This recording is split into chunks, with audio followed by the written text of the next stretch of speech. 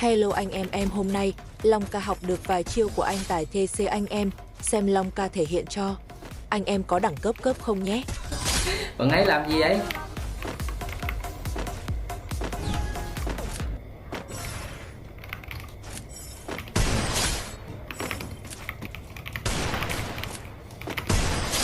Trời ơi. Let's go.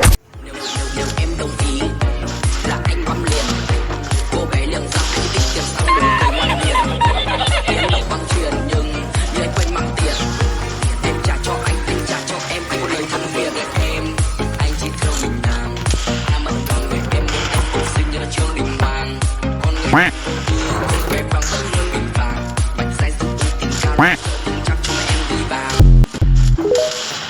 Nếu em đồng ý là anh bấm liền, cô bé liệng ra anh tính tiền sau đường cười ngoan hiền.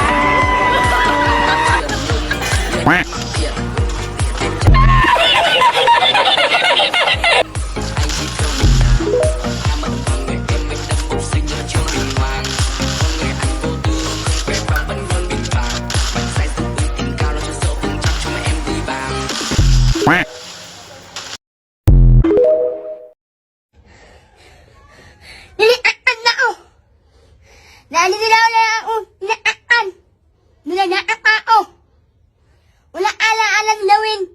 Ang bumili na ako.